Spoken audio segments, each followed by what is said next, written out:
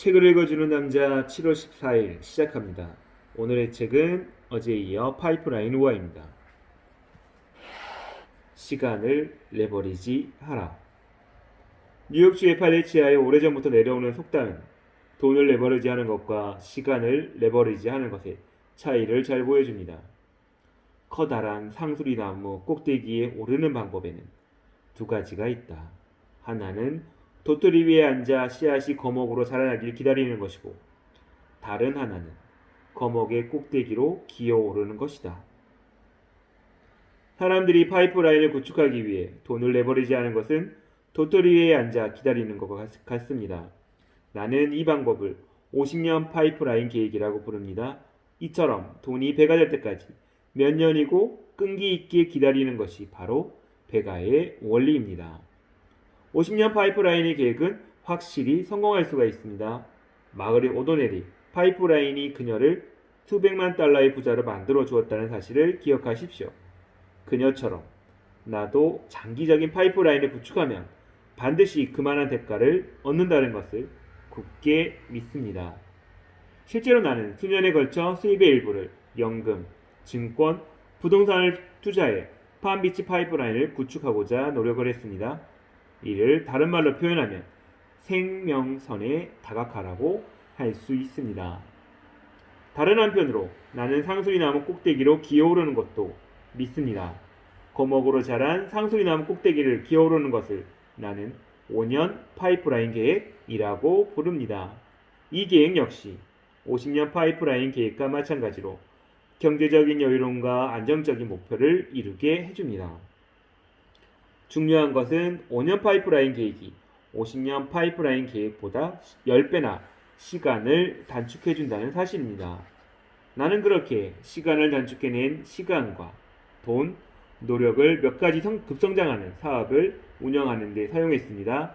나무 꼭대기로 가느라 50년을 기다리는 대신 2년에서 5년 안에 올라갈 수 있는 사업을 한 것입니다. 시간은 누구에게나 공평하게 주어집니다. 다시 말해 부자든 평범한 사람이든 가리지 않고 시간은 누구에게나 하루 24시간을 제공합니다. 따라서 시간 레버리지는 모든 사람의 파이프라인입니다.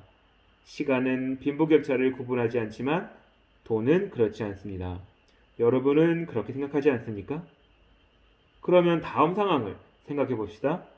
여러분과 나를 비롯해 모든 사람의 통장에 매일 아침 1440달러가 들어온다면 어떨까요? 그 돈은 여러분의 것이므로 여러분이 그 돈으로 무엇을 하든 아무도 간섭하지 않습니다.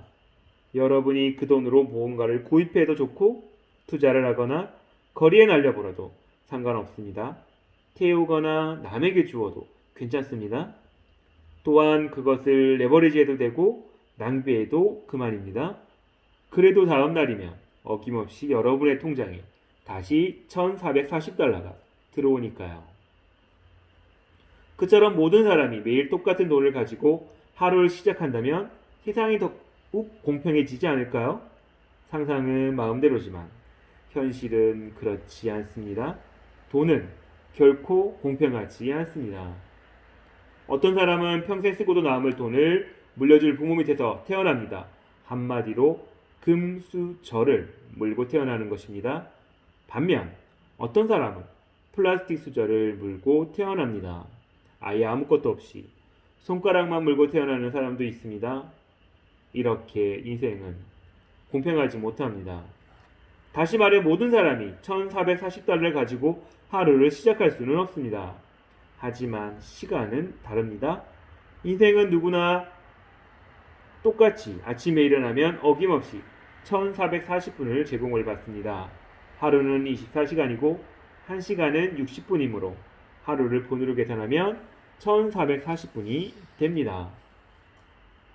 매달 급여를 받아 허리띠를 졸라매고 살아가는 사람이나 경제적 어려움 없이 인생을 즐기는 사람 모두에게 똑같이 하루 1440분이 주어집니다.